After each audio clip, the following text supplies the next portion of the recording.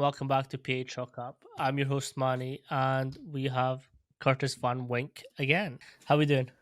Good, man.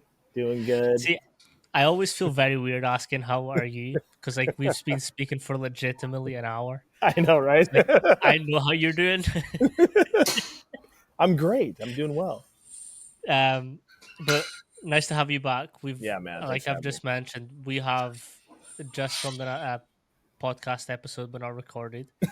Um, but I think we were talking about something really interesting, and before we get into that, I kind of want to know, like, what fires you up about being in this industry Mm. now, knowing what you know, and then Whoa. sort of a little bit of your background, like a very short snippet of your Yeah. background. Man, what the snippet of why I mean, honestly, the real reason why I'm doing what I'm doing, I want to help people, right? If I was to be honest, like, people are like, why'd you become a physical therapist? Well, PT helped me. Um, Mm, and one of my mentors is Benny Wiley, right? And so he kind of poured into me when I went to go visit him at Texas Tech, visit my godfather, and I saw what he did of actually connecting with his athletes, training them, that type of stuff. And now I was little when I met him. I was really little. And so he kind of introduced me to weights and getting going. And my godfather's like, you need to start, getting ready for college if you're going to play. And I enjoyed the aspect of getting to know the athlete, being there for them, helping them get better. And I think that's what pulled me into the field.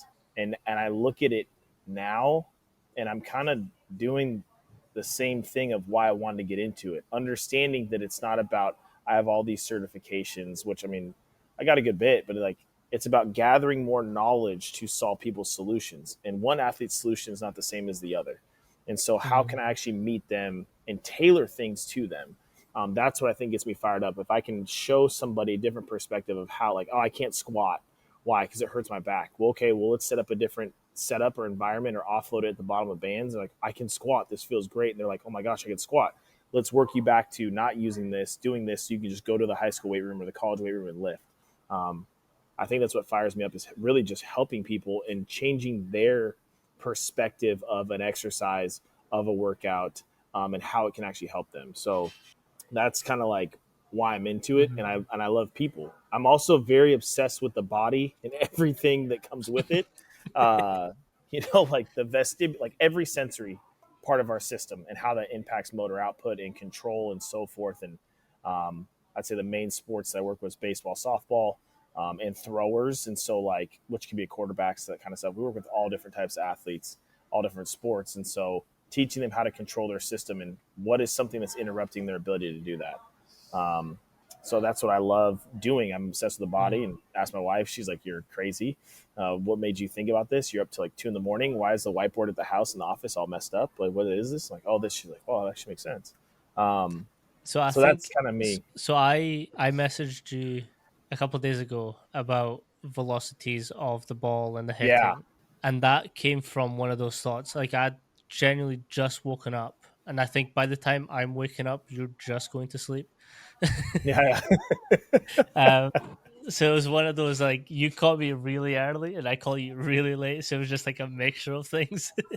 um, but it's those crazy ideas that you have yeah. as soon as you wake up, or when you're like trying to sleep, and like your brain's just going like when you're coming up with these principles, methods, like whatever you want to label them as, like what is that thought process then like to refining this idea for you? Well, I think for me, I might have an idea for the first time, or I see something, or I'm seeing a pattern of something. I'm like, huh, I wonder if that plays a factor, and then I'll let it reminate and stay there, or reminate, whatever that might be the word. I'll let it kind of marinate, not reminate. I don't even know if that's a word. Marinate, and I I think won't they both come to work it. actually. Yeah, maybe, and then it'll come again, and then I'm like, okay, this might be something. But then my process is I try to tear it down immediately. I Mm, try to disprove this thing. Like we figured something. Like I figured something out with like hitters and how each of us as athletes see time. Um, and that's why when you ask your question about the baseball speed in this, and then the hitting the ball and bat speed, I hear it because it took me down this route of like when two cars are moving, what's the perceived time that's happening, right? So, mhm. so on this whole time and space thing, and so time dilation with Einstein and so forth. So I figured out this drill to figure out how a human in front of me sees time, right? How do they essentially see light? How fastly can they detect it? how slow do they detect it, and so forth. So that impacts how they set up their approach in the box when hitting, when pitching. Can we leverage their breath to slow down their timing? Because we talk about breath with people, like calming their systems down. But Mm-hmm. what if I need somebody that's not, or that's really too calm to ramp their system up to match the speed that they're trying to move? That's a whole different tangent. So when I have these ideas, which I have a lot of them, I have a journal that I got, and I think I get it from over where you're at. I order replacements from there. I'm loyal to them. I got a custom leather binder, and it's like this big. And so, anyways, I'll write it down, and I'll come back like, hey, that was the thing I thought about. Then I try to disprove it. Is there something else already out there where I can kind of like, okay, that's already out there? Then what I do is I go to literature. I'll research studies. Like, does somebody research this, right? Because like for an eye thing, I'd have to go talk to an eye doctor, and I've done that here. Mm-hmm. Hey, did we see light differently? Yeah, we do. Like talking to this is their field. I just had this idea, and they're like, oh, it's very interesting. So I'll go talk to them and whatever it is. So I'm constantly trying to disprove what I'm thinking about versus like, what do we mostly do? I have this idea. How do I pad it to make it seem like it's more than what it is?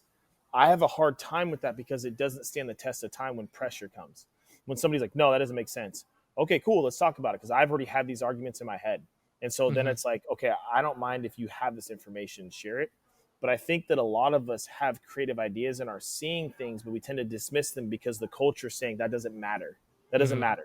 Well, it does matter because if there's a commonality of people having an issue with something, this could be something. So when I have these ideas, I tend to try to disprove myself when I'm like, man, I can't disprove this, but maybe I need to tighten it up a little bit. I'll go look at research studies. I'll reach out to professionals. I'll pay for, like I said earlier, pay for an hour of their time if I need to, and actually like ask questions and let them unload on me. And like, this is my idea. This is what I'm seeing. And they're like, wow, I never would have thought of that, or whatever it is. So that's kind of my process of that, because I think that like the ideas that you have that you talked about earlier, I'm like, that's brilliant. We need that. We need to have civil discourse. We Mm-hmm. need to. That's the only way we're going to grow, right? And I mean, I can go on a soapbox talking about how people don't see us as strength and conditioning as professionals. They don't see us as professionals. They look at how I'm dressed right now with my beard. They're like, that guy's, and Mm-hmm. he's got tattoos. He's not a professional. But being a professional is how you carry yourself, right? Yep. Can you communicate, in a way to where you can speak that person's language in that field? If you can, you can bridge the gap. Then they're like, wait a second. Then they look past your external, because we look at externals. We look at Yeah. externals. Sorry, somebody walked in. I wasn't No, saying it's all about good. you. It's Okay, all okay. good. We look at externals when really that's the easiest thing we can do versus I want to see this person, right? Like when you came in for the first time, like you were asking so many questions. I'm like, this is awesome. Because you were trying to Mm-hmm. like, what's your process? How are you thinking about this? And we talk about the nervous system, this type of stuff. I want to know the person, like not this, but like, how are you thinking? So that's the stuff that I value when it comes to figuring out like, okay, can I actually have a genuine conversation with somebody? And sometimes I have to operate in their world. I'm going to have to write a formal email, and they like that, Mm-hmm. or whatever it is. So that's what I do with my ideas. I try to constantly challenge them versus confirm my bias from my Mm-hmm. perspective, if that makes sense. Yeah, no, that makes sense. And I think that's kind of like, again, what we were talking about before. I have a sketch pad that Yes. it's not a drawing pad, but it's like every idea that swims in my head just goes into that. And then I've got a separate one that I refine them. Hmm. But I'm actually very interested in the tearing down of your ideas first. And I think I might know where it comes from, Hmm. but I want to get your take on. So obviously you're writing these ideas down, and you're kind of pattern building, right? Because like you'll have an idea, you'll leave it, but then if it pops up again, then you're identifying those patterns, and you're identifying like what was actually constituting happening here, and then you're disproving them. Hmm. And I kind of mentioned the mad scientist theory that I have. Is that kind of Yeah, like that's where cool. this system is coming from? Is like that thing where, because it's not been done, so you're kind of trying to see, is this an actual unique piece, or is it something that's just it is it Hmm. is what it is? Like what's your thoughts behind this pattern building and then disproving it? Yeah, I don't know if I've had anybody ask. I don't know if I've had anybody ask me the question that way. And as I'm listening to it, it probably comes down to I've gotten pushed and challenged with so many things in my entire career that it's like I need to be prepared to handle myself calmly and can I think of other people's perspectives? I guess like debate, right? Like I just watched the movie The Great Debaters with Denzel. I hadn't Mhm, watched it. mhm, Fire. Like, dude, I was like, I watched it on a plane ride when I went to Dallas for this player development thing and watched it back. It's like I wrote down so many things and it was mind blowing because there's so many people that want to disprove like there's no way strength and conditioning or them coming to you can help their back pain. There's no way mhm, that you coming here takes away that kid's hip issue or shoulder issue. Like, okay, so people view exercise as this very reductionist type thing to gain weight, build muscle, uh, lose weight. I don't know, get in shape, which get I don't know what that faster. is. Yeah, Yeah, get yeah. faster, whatever it is. We put it into these things when I think exercise is way more powerful and it's more of like a Swiss Army knife when it comes to how it impacts people's bodies. So I have no problem getting in debates with people and talking about stuff because my identity is not wrapped up in my role, right? Like this is Mhm, something that I do and that I love, but it is not my identity. So I look at it as if I have an idea or something, I'm seeing something, I'm gonna try and tear it apart because I want to try and see like, does this stand the test of time? Like I said, that when this other person comes along the road, they don't realize that what I've already tried to tear this thing down here, here, here, here, and here, backwards, upside down. Because typically when we have an idea, we're like, this is a great idea, and we try to make it work no matter what. When it's like, did you do your research? Have you challenged it? No, because it's like, I have the thing that's making me a millionaire. Oh my gosh. It's like, no, that's not why I'm trying to figure this thing out. I'm trying to build mhm, a solution to help this person or this group of people that I'm seeing. But the hard part is I had a really the patterning thing you talked about. This sparked something. I had to talk with another one of my mentors, and we were talking about I had a question with him about pattern recognition. Do you have any information on pattern recognition? Because it was kind of like this thing we're talking about, and essentially it comes down to our world is chaos, and us mhm, as humans want to organize the chaos so that we feel like there's less risk when we step into it, right? So I guess with me seeing the patterns, I'm like, I want to try and organize this chaos, but then I'm trying to throw wrenches in it to see if it stands. It's like, oh, actually, that thing that I saw was an anomaly. And I'm okay mhm, with that moving on because it lets me know that I'm constantly thinking and trying to figure stuff out. So I think that process is because I've gotten so much pushback from physical therapists, um, other skill coaches, whatever it is. Like, dude, just stay in your lane. I'm like, well, this thing that I found is actually in your lane, and I'd love to talk to you about it. But if mhm, somebody doesn't come up with the idea, they don't want to like have a discussion about it. They want to be the original person. And my perspective is there's nothing new under the sun. We're just observing the yep, things that are happening around us. And so I think the hard part is like, well, I want to put my label on it and stamp it and copyright it. And it's like, dude, somebody's probably already seen it. And honestly, Da Vinci's probably already seen it. I mean, I mhm, saw a post where he knew the body so well that there was a muscle that he sculpted that only happens when you're flexing your pinky or something like that. And I was like, that's unbelievable, dude. To say that he, who's passed, hasn't seen that, people have already seen it. It's just we're seeing it from our perspective, but we're afraid to talk about it, which I think is an mhm. issue. This is a quick shout out to our main sponsor on this channel, TeamBuildr. TeamBuildr is an all-in-one platform that hosts programs, questionnaires, testing, anything that you may need for your athlete's performance. You can host it in TeamBuildr. TeamBuildr also now has two different sides, which is OS and Practice. For more information on TeamBuildr, check out the link in the description. And if you use code PAChalkup all together, you will get a 30-day free trial. I think there's pendulums, and the Okay. pendulum swings in directions from time to time. So right now, this pendulum is swinging in sports science, fascia, jumping, speed, but like at some point we'll go back to coaching ability, interacting with our athletes, like the soft skills that we need in. Yes. And athletes will be less like lab rats and more like humans. And then I'll Yes. swing back. Yes. But it's Yeah. like where how can we build systems that, like you're saying, like withstand the test of time? And again, this is where we were talking about before. It's like, what can we create to make this happen? Yeah. Because like as we're speaking, the industry is predictable. Like Correct. again, we're talking about pattern recognition. A couple of weeks ago, pogo jumps. How many posts did you see of pogo jumps a couple of weeks ago? Yeah. I mean, Fucking thousands. And I was like, it's just everyone's just copying each other, and that's fine. correct. Like if that's Correct. your thing, that's fine. But like, where can we originate that thing of like, okay, yes, pogo jumps are important, but like, so is landing mechanics of it, like the eccentric portion of it. Like, how do we strengthen that up so that they can do pogos properly?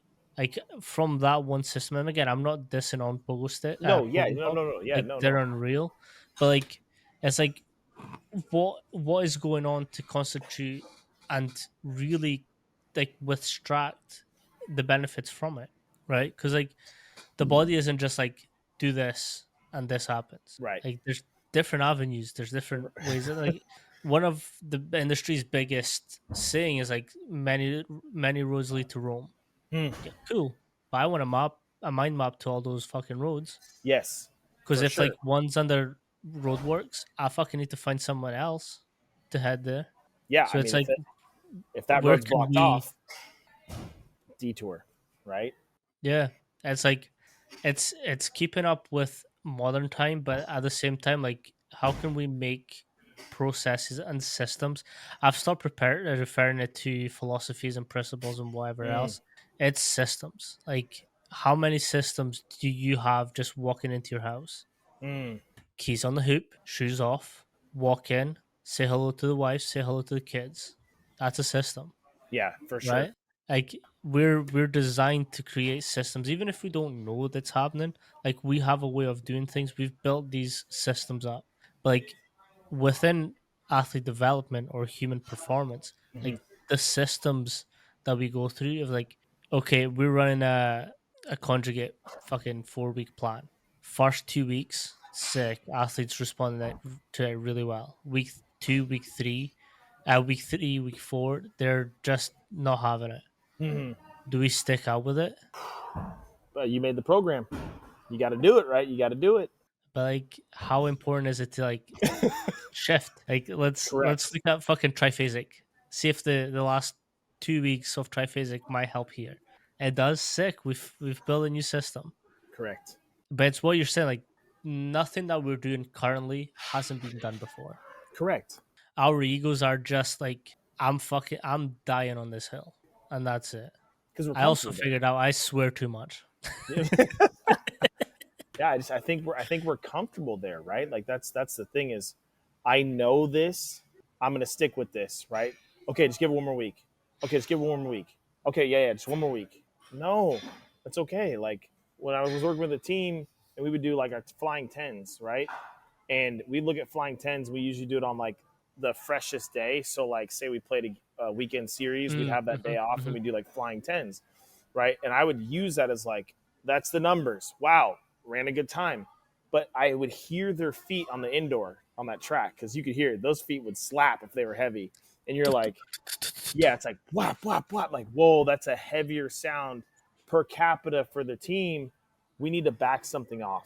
So then in their programming, like, listen, the percentage was this today for this lift. We're gonna cut it to this. I want you to link things or whatever it is. So if they were moving real well, like we're gonna stick to that plan and go from there. But the hard part is like, are we taking in enough information? Like, I need to shift, right? We need to shift the program because if I just stick on this right now, the next series that's coming up, they're going to be so heavy and so tired that we're not going to get good performance on the field.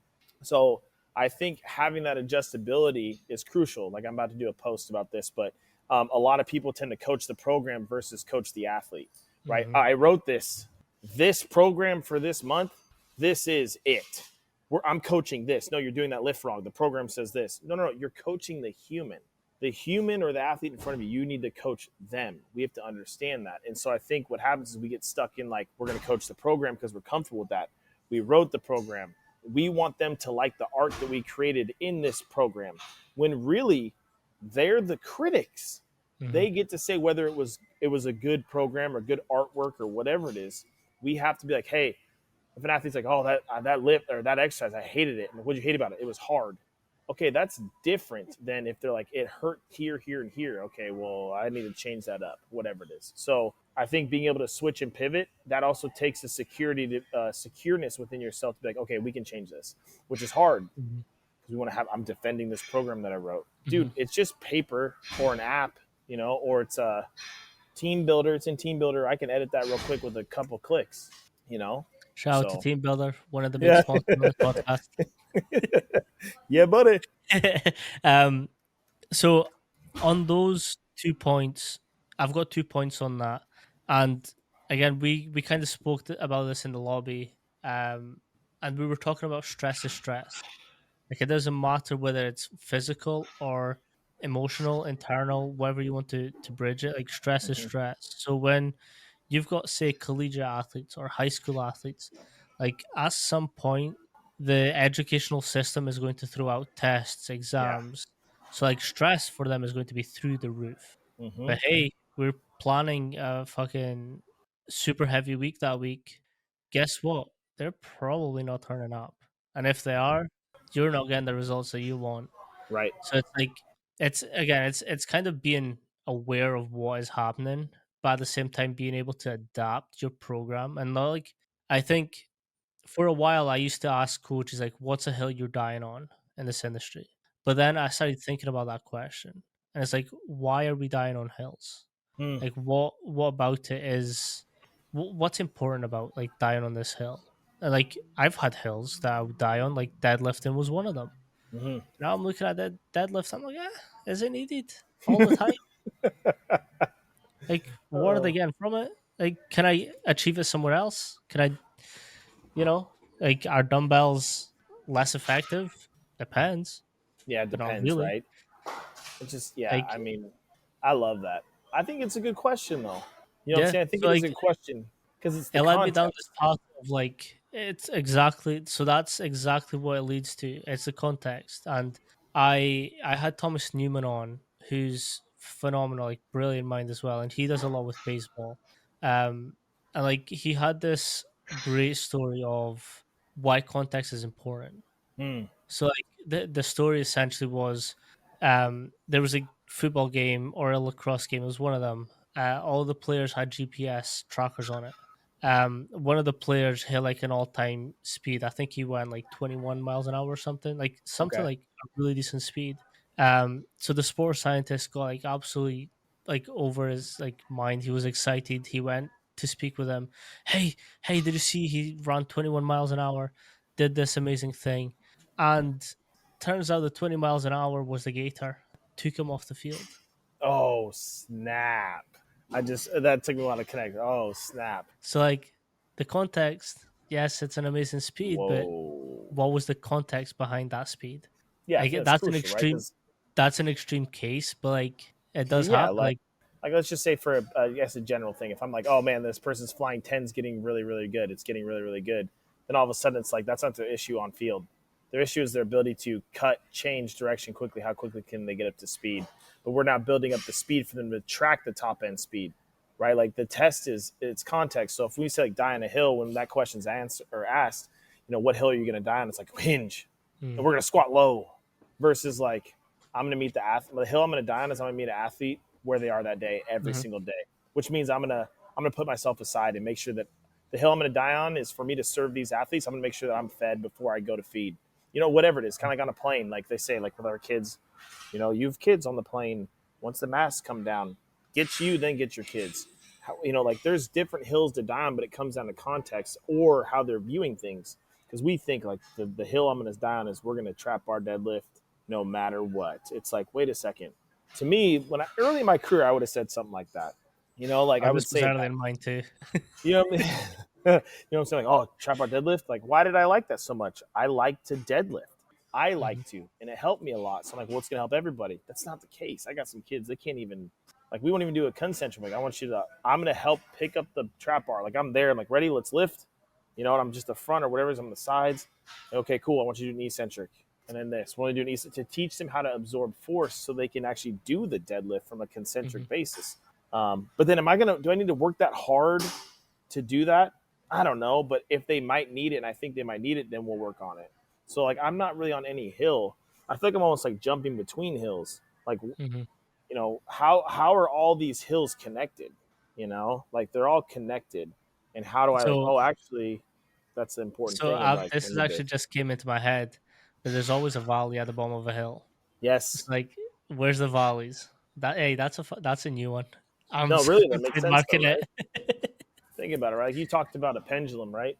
Pendulum. Yeah, I mean, if you look at the fashion industry, like I think the word that I've heard is cyclical, right? Like everything comes Mhm, back around. Well, if we're doing the pendulum, it's always going to come back around. It's always gonna come back around. So if I can see the extremes of these two ends, how do I live in the middle and like, oh, actually, I need to be here today, or I need to be Mm-hmm. here. Oh, wow, this person needs me up here.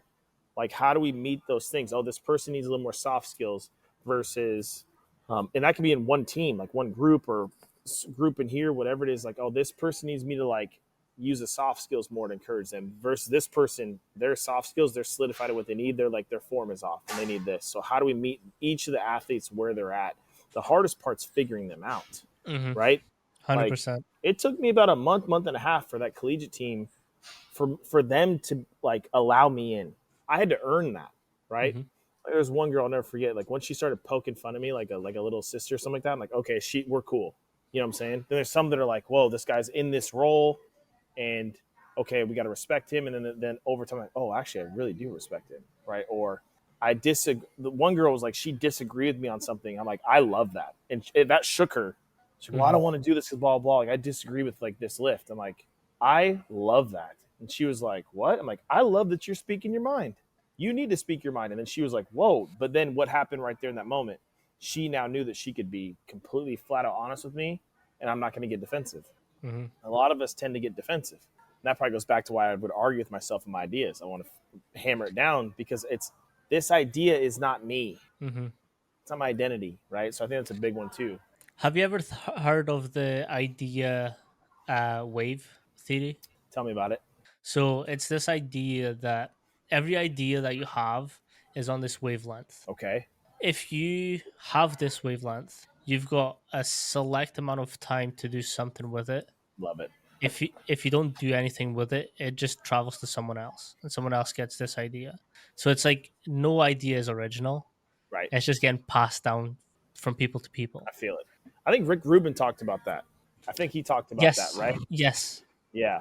I think he something. talked Yeah. about that. Like the antennas are up. And I think that comes back down to like why, like when he was like, it's in there. And then I'm holding on to it. I did a post on my personal page. It's lightly there. And then it gets me or something like that. Or like I saw a post where it was like Michael Jackson woke up at like 2 a.m. It was like, I need to write this song right now. Producer, get over here. And he's like, what? He's like, because Prince is going to write it tomorrow if I don't do it now. I'm like, Yes, I heard wait, that what? story too. You know what I'm saying? So I'm like, wait, what Yep. does that even mean? So the frequency thing is kind of interesting. To back up a little bit, and it's earning the respect of the athletes. I think that's a very underspoken thing because, like, we walk into a weight room and we're already like expecting them to be like, "He's coach, respect is there." But like, nothing is more humbling stepping into a weight room when you're not from the US, and not to Bro. make it all this thing, but like, it's like I don't have an American accent. It's very clear. I also don't look like I am um what each country would call white. I'm white in my country, but I hear not you. white in Scotland or the US. Um, so it's then like, how do you earn respect for them to be like, hey, that's actually coach? And I think I've told you this story when I got called coach for the first time, like how shocked I was that someone called me that. Because like Mm-hmm. in the UK, that doesn't you're money. Right. That's it. But like when an athlete's like, "Hey, coach, what do we do next?" and like they're putting that trust and that thing of like, even like when I got a question, because like a question, I got asked the question, I was like, "Why are we doing bench press? Bench press is pointless." I was like, "Cool, let's walk through your sport. Like, let's walk through your sport. Let's see where it could be applicable." Mm-hmm. And it was like bench press. This is actually a true story. It was bench press, and he was a defensive lineman. Okay. Like, take me through the first snap. Like, as soon as this ball snaps, what are you doing? So you're engaging like your triceps, your traps, your chest, like to push someone off, and they're resisting you. So that Mm-hmm. gravity is coming towards you, right? Oh yeah, yeah, yeah. Okay, so bench press is important. Yeah, I suppose so. Like, cool. Let's get on with the lift. Yes. But that's cool though, right? Like, well, I don't really see why this is applicable. Dude, super cool. Great Yeah. question. So Right? I like think I always refer back, even like you mentioned it before. I can't remember if it was on here or no, it was off. It was in the lobby. But the triple extension, right. like, why is that important? Like, why do we die on that hill? And again, I'm someone that dies on that hill. Not really, but like, I like Olympic weightlifting. But like triple extension, like, let's break down sprint mechanics, right? So if we're on blocks, right, and we're kind of like Mm-hmm. this way, right? What is the first thing as soon as that gun goes off? What do? Load. Explode up, right? Mm-hmm. So we're in that horizontal, but like and we come out that gate. So it kind of goes like this, right? Yes. And then we travel this way, and then we straighten up. So like the triple extension kind of happens there, where we're going from this stationary position to then explode this way. Mm-hmm. So we're kind of breaking ourselves in half to propel ourselves across. So like that's how I explain the importance of triple extension. Mm-hmm. But you actually had a good point, and I kind of left it so we didn't talk about it. But you spoke about triple flexion, Mm-hmm. not triple extension, but triple flexion. Yeah, I mean, if I was to be like, essentially, the talk we were talking about is like everybody wants to die on the hill of triple extension, but what about the opposite side? Because if you can't control flexion, your body's not going to violently go into extension. I think the example I gave was like hip, let's say hip extension. If I need my hip to extend rapidly and fast when I strike the ground, the same speed is going to happen on the front side with the lengthening of flexion, right? So it has to lengthen. So if I can't do that and all I work on is triple extension or hip extension, and that speed's not matched on this side, it's going to impact it because we know that there's a joint mover and a joint manager, right? So depending on where the force being produced around that joint, the other side has to be the manager of that. So like if I was to be example of this with baseball, softball, people like come in uh oh, kids postures like this, right? And we think, oh, we need to strengthen their back. We do all these rows and like, why can't that kid get that going? Well, this stuff has to eccentrically lengthen, right? We have to Yep. contract, right? So the joint angles here need to get bigger. I need to learn how to get these bigger so that the back there can shorten.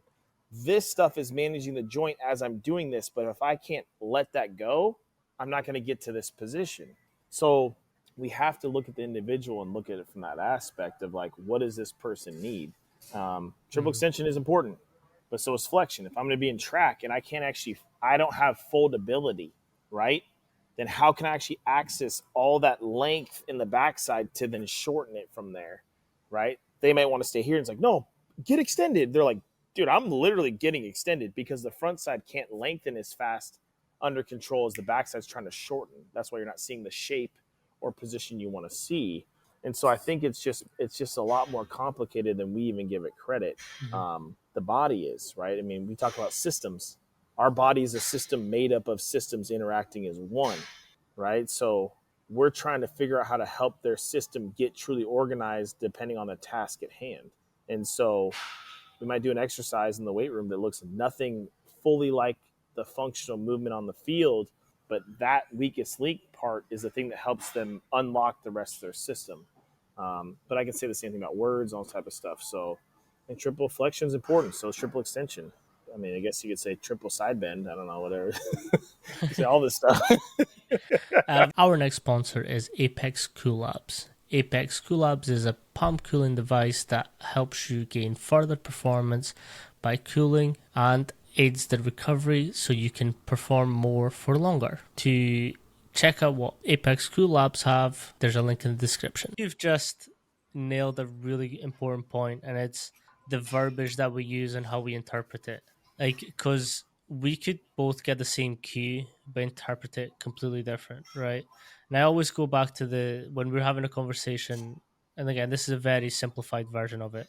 Like if me and you are talking about a squat, right? And I do a squat for posterior chain development, but Mhm. you actually do your back squat for a core and just being able to really brace your core, right? Yes. They do both. A squat does both. But like I'm coming at from a posterior chain development, you're coming at for posture control, bracing, breath work.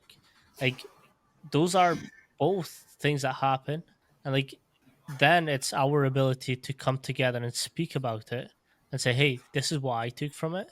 What did you take from it?" And Correct. then we can discuss. And I think that's where we as an industry need to do better at. And it's that thing of like who's going to be that mad scientist that fucking blazes that path till he's no longer called mad. I think the hard part is we're afraid to be looked at weirdly, right? Or like, who is this? Or why are they saying that? Because I don't want people to, generally, we don't want to be criticized, right? Like, Hmm. I guess for me, and this could go back to my childhood, I was criticized, by family my entire life. Even when I started the business, like, why are you starting a business? You know how hard that Retweet. is? You know what I'm saying? How hard is this? This is really hard. And it's just like, bro, like, I love what I do, but I feel like I need to build an environment where I can create what I want to Hmm. create and help people the way I want to. And so it's like, I think because I've been criticized my whole life, I've had thick skin. Don't get me wrong. Like, I get a little, my wife would attest that, Curtis, you ain't that thick skinned, I was younger, when I was younger in my career, I'm like, I just want to help people. You know what I'm saying? I also think that when you're getting criticized, it it Go ahead. also Sorry. Yeah, matters. go ahead. No, no, it's all good. It also Okay. matters. I was actually just trying to think of what I was going to say. Um, it's also important, like who you have around you. Yes. Like I'm, I'm very selective on who I let into my brain's ideas because, like, I know that a lot of the stuff that I say comes across with a conviction that can make me sound a little bit too cocky and a little bit too like I'm fucking the dog's bollocks. But I've it's never like heard it said that way. I like it. That's like the cat's meow, right? Like, kind of like yeah, that. I love it. yeah, The dog. What do you say? The dog's a dog's bollocks. bollocks. I like Yeah, it. that's a I Scottish never said phrase. that. I love it. But it's like it's this thing where it's just like I speak. So it goes back to what we were talking in the lobby. It's like people are scared to look at the future and what that looks like. People are Mm, scared about their paycheck and where that's coming from. yeah. Where we put our investments in? Like, what are we investing in today that doesn't pay off for like a couple months, a Yeah. year, two It could be years? Like, years. Yeah. yeah. So like again, this podcast, like if it started with Coach Max sitting me down in his office in my exit interview, be like, "Hey, you're going across to the UK again. Like, do a podcast. I want to see you talking to people." Got it. Started the first couple episodes, did like 12, 13 views. Now I'm at like past my 100th episode. And, like Yeah. coaches are reaching out to me. Like this all like my family, my sister still doesn't understand why I do. But like she sees the outcomes from it and she's like, that's fucking Right. sick actually. But it's like it's that thing where like me and you we spent time, and I think the first interaction that we had was like we were just throwing stuff back and forward to each other, Yeah. and we clicked because we're like, okay, he's looking at more than just a process.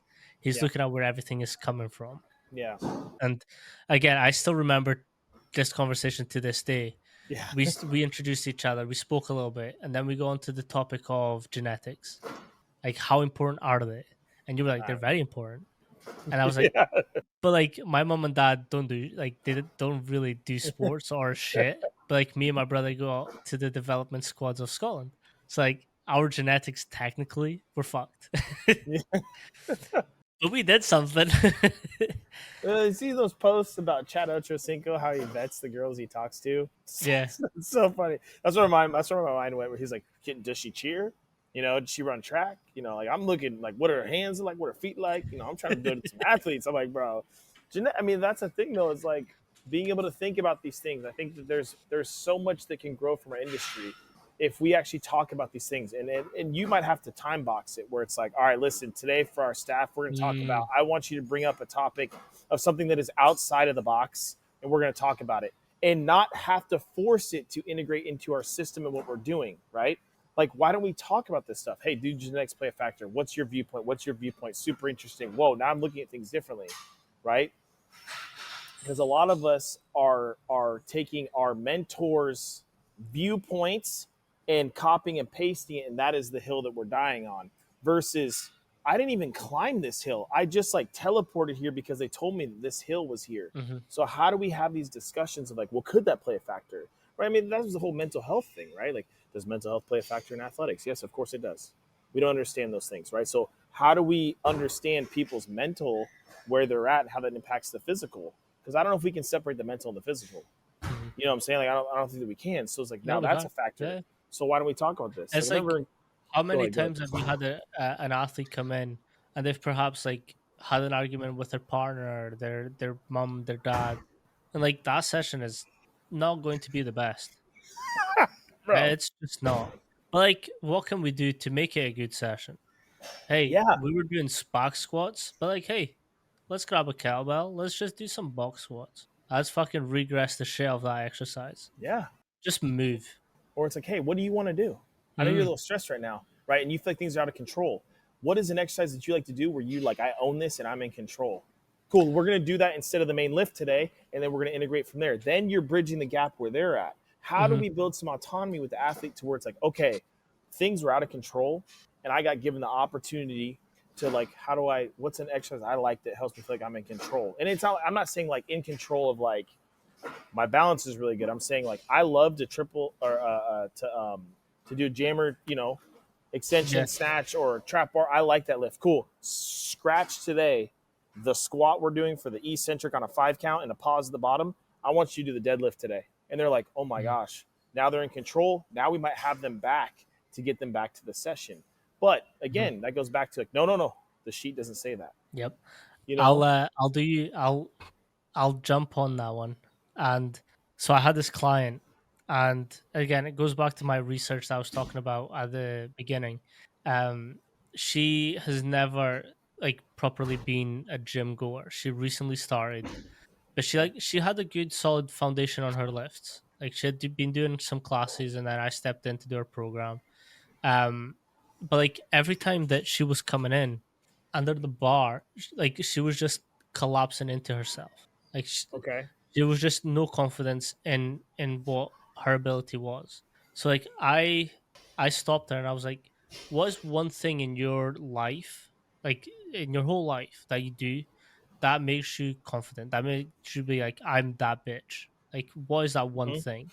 And she's like, oh, when I play the piano, like I'm really good. So like when I play, I like, I'm about that shit. And I'm like, okay, when Savage. you're coming up to that bar, you're playing that piano. Mm, Like have that image in your head. Like how do you set up for the piano? Okay, like I come in confident, like chest comes out. She sinks in her blades. She's about that squat. And like she got up from that squat and she's like, that was different. I was like, I love it. that's what we need every single time you approach the bar. And then you're building these patterns within their system of this is what I need to have when I step into this environment. They all bridge over, man. The hard part is Mhm, is we're like, oh, I squat the house. This is just I just got here. But let's go back. Let's go back to little Curtis and little Manny. The first time I put a bar on my back, what did it feel like? Like you don't janky. lift for a while. Yeah, janky. When you like don't pick up weights for a while and you're like, wow, why do these dumbbells feel heavy? But the Mhm, muscles are like, yeah, but there's a dexterity of like, oh, that's the load, that's the load. Or when you go lift in a different gym, say you got, mhm, for example, iron grips, straight, no curl, anything. It's just like a rod, and you're like, whoa, that feels different pressing than like this thing or a power block or whatever it is, or no knurling, no or with knurling, whatever it is. It's a new experience. So how like, hey, I know that I can dumbbell press these things. I just need to negotiate what these feel like in my hands. And I'm going to keep everything the same. Hey, I dominate the piano. Now when I step into this, I'm going to go, yeah, dude, they're all merging together. And so if we can take that aspect of building them back up and they can step in with confidence, dude, that's what I feel like my passion is of like, how do I reframe something? mhm, Because we always go back to what we're comfortable with, which may not be the best thing, right? It may not be the best thing. Oh, every time I get stressed, I get hammered. Yeah, that might not be good for you in the long term. I mhm, understand why you do that, right? In the batter's box, you keep every time you get freaked out, you like dip your shoulder. It's like because you've done that for so long. It's a reflex. How do we get you comfortable with getting outside your comfort zone and being confident in what you're trying to do now or do now?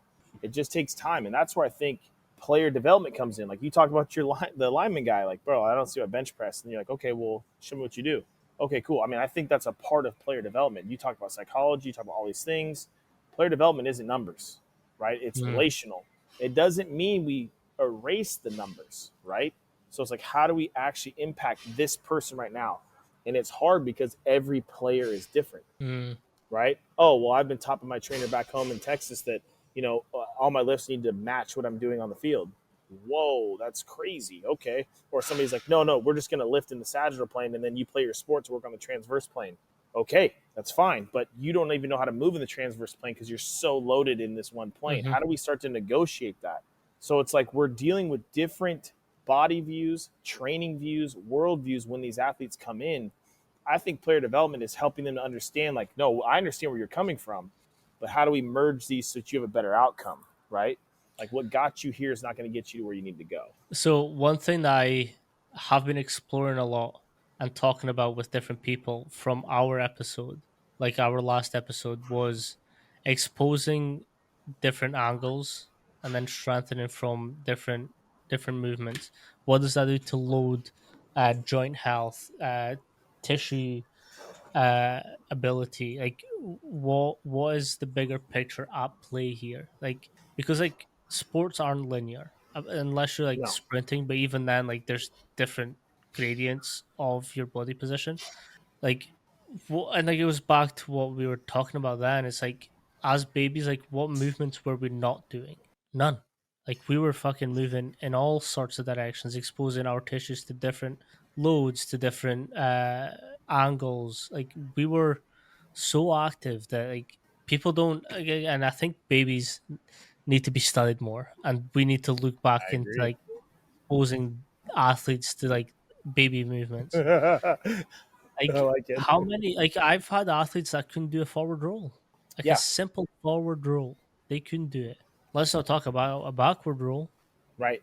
And then like, do they get any vertigo with the backward roll? What's going on there? Mm-hmm. Like what is happening to, and again it goes back to this society, yeah. It goes back to society where we're like jumping silly. Okay, but like why? Why? Like Yes. I get my dad who's 70.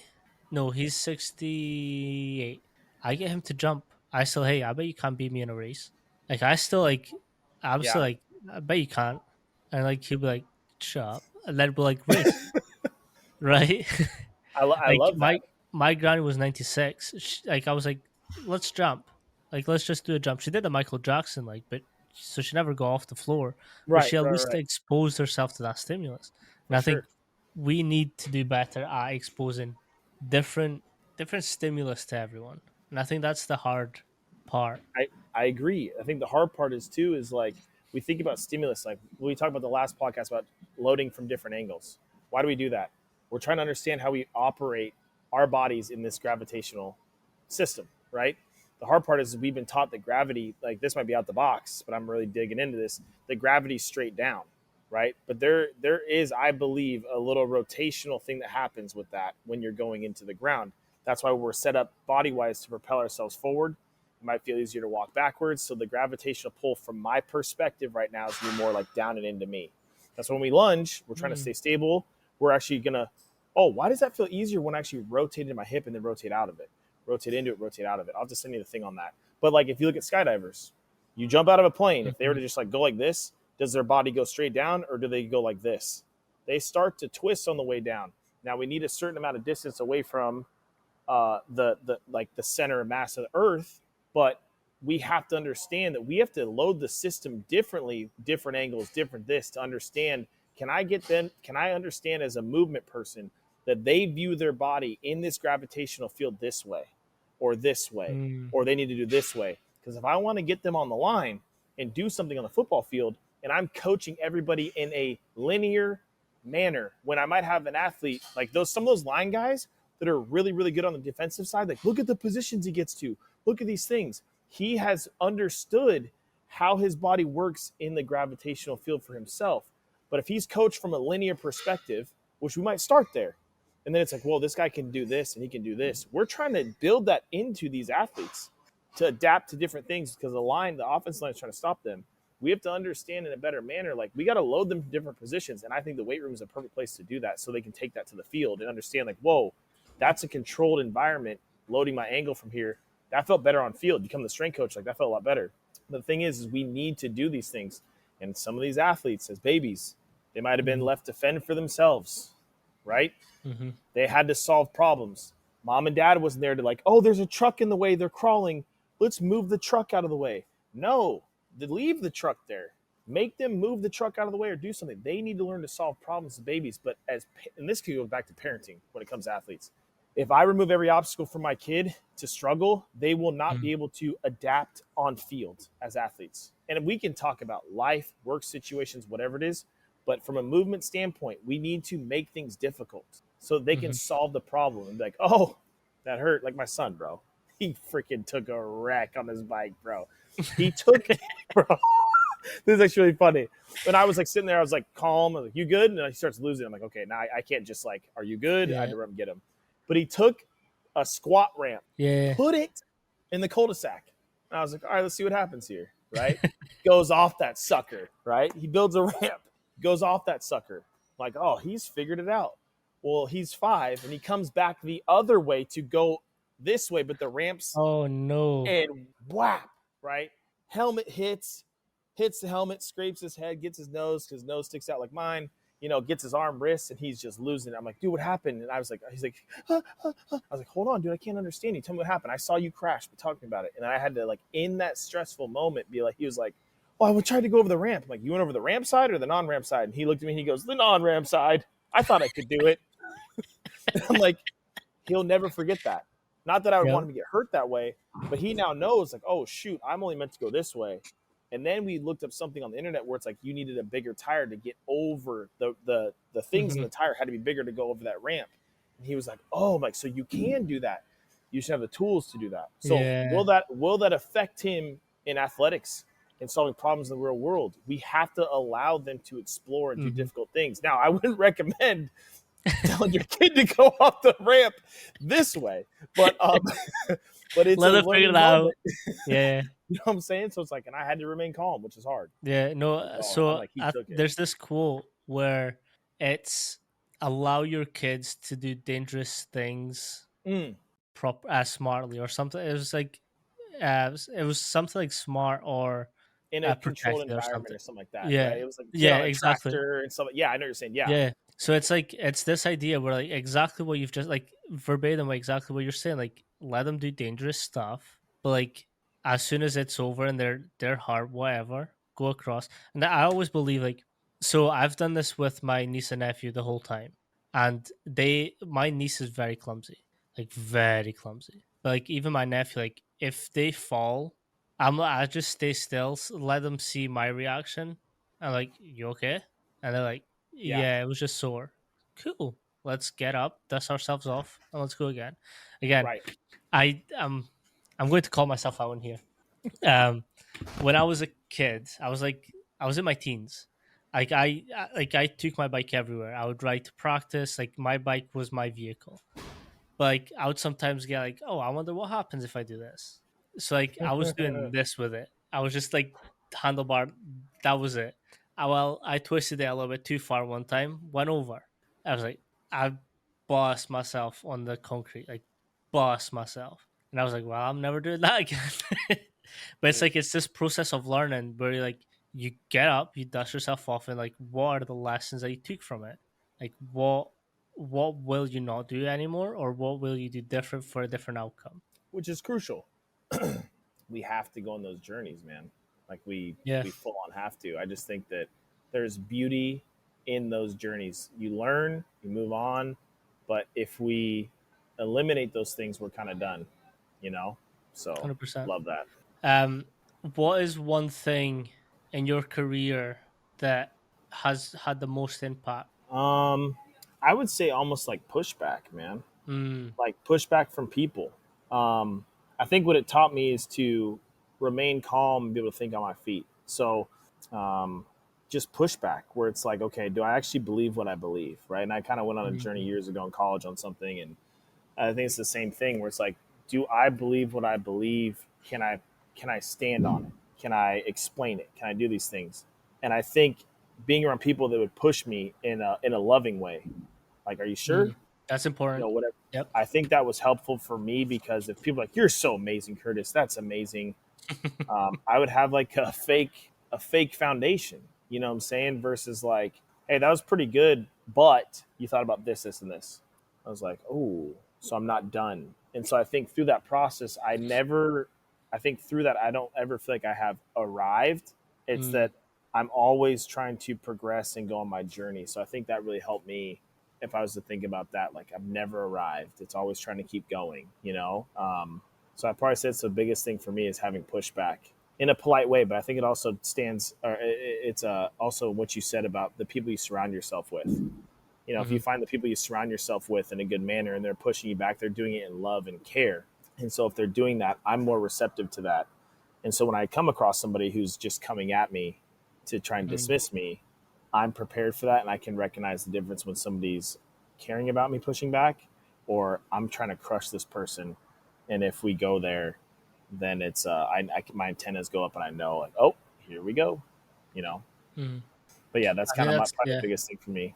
nice. I think it's this industry as well. When you've got mentors that, so we get we have to defend a lot of our programs earlier Hmm. on because we can't just throw shit at the wall and hope it sticks. Yeah, I Um, mean, but like I think from then on, I think a lot of people get defensive over everything in this industry, and the egos come in and whatever else. And then when you're around people who like, I would say like yourself, Ryan, hmm, Coach Mac, Thomas Newman, Blair Lloyd. There's a couple of people I might be forgetting, but like I can be like, hey, this is what I'm thinking. What's your thoughts? And like they'll be like, hey, I've actually explored this, or that's actually different. I've never heard of it. But like, yeah, what's your thing on it? So it's like it's having this ability, like exactly the throw to hit ratio that I was talking about. Like yeah, I asked you because like you're in the know on this. Like you've probably had that thought. But like let me test yeah. my thought. Let's see if like there's anything to it. So it's like that's the people that I now tend to surround myself with because it's like I don't want just yes man, but like I want enough pushback that I'm having to think of different angles. I agree. I mean, I want to surround myself with people that are searching for truth. Mm, That's what I want. Like I don't want you to confirm what I'm thinking. I want you to, well, what about this, and this? I want to be around people that are searching for truth, and they always think that there's another layer to it versus, well, this is the best information we have. You know, I mean, mm. bodybuilding's big on that too. Like they figured out some stuff when it comes to training that the science side of things of training figured out The later science is on. always behind. So it's like that. That's what's hard because funding's a factor. So I like to have those discussions with people like, oh, and then it's like, whoa, that does match, or Mm, whoa, we were close, but blah blah blah blah. And it's like, I love that. You know what I'm saying? yeah, 100%. I think that's the space I want to be in. Same, same. Um, It sounds like you're working on that. appreciate you so much for coming on today. It's Bro, always a blast. Again, same, dude. this episode has been recording for an hour, but we have been speaking for two. Um, it's always great to sit down and explore ideas with you. It's something that I mentioned in the last podcast, like going into your facility and having that experience where you were just open with everything, like really shaped a lot of what I do now. Hmm. So I always want to tip my hat off to you. Well, I appreciate you coming in here and being open to talk. I mean, that's the hardest thing, right? Is finding people that just want to talk about things towards a goal, but Mm, you were collecting information, you were collecting data. Your questions were very there was thought behind them, right? People tend to ask questions, but yours were thoughtful, and I think it's been cool to see you grow and progress and go in your passion and the amount of conversations you've had and learned and been able to share with others. Like, dude, that's a gift. That's a gift that you're giving to others, which I think is super cool. appreciate you. I think one last point that I'll say, I read a book where it was talking about being comfortable within your silence. Hmm. So like when you're speaking, you don't have to reply immediately. Like you can stop, think, formulate your idea, and then talk. But we're in this space now where like as soon as someone asks you a question, you have to have an immediate point to what you're talking about. Even if you completely disagree, now you're on that hill, Yes. right? So like then it goes back to that: are we dying on it or not? But like if we just stop, take a breath, think about it, then talk about it, we can have more intentional conversations. And this goes back to a bigger point of like the art of conversation is being lost. Yes. Like because we're now so heavily on our phones, like how many people sit down to have a conversation with each other? Like it's No. insane. I know. I know. It's just crazy, right? Um, that's why I think I love being here. I get an opportunity for anybody to come in, put their phones down. I talk with them, get to help them, educate them, listen to what's going on in their life. Okay, cool. Are they the way they ask that question? Are they asking for me to encourage them? Do they want some guidance? Do I even have the qualifications to give guidance in that area? You know, like the big thing right now is kids like recruiting, right? Like August 1st was baseball, September 1st is softball. And the questions, it's like, hey, and trying to encourage them in this process, right? Because it's a stressful process. So what are they wanting from me right now? And how can I meet them where they're at? 100%. If you can let people know where they can reach out to you and follow along with what Oh, you yeah. have going on. Yeah, I probably say Instagram's easiest. I think I said this last time too, man. I'm trying to get on Twitter a little bit more. But yeah, that's just the Instagram. And Don't you can do it. reach out to me on Don't there. do it. Don't do it. It's yeah. Well, I'm trying to use some different mediums, but I probably say the main one I'm on is Instagram. Like you can message me on there, reach out to me on there. Like we have a website, curtisclaytraining.com. But I probably say the Instagram is the easiest one. But yeah, they can reach out anytime if they got questions, or even if you interact with some of the posts that I do. Like I look at my posts as like a diary entry, right? So I'm just kind of putting out there what I put out there. That's from Rick Rubin. I can't take credit for that, but his book encouraged me that way. But yeah, that's kind of where you can reach me. Appreciate you. Appreciate Peace. you, dude.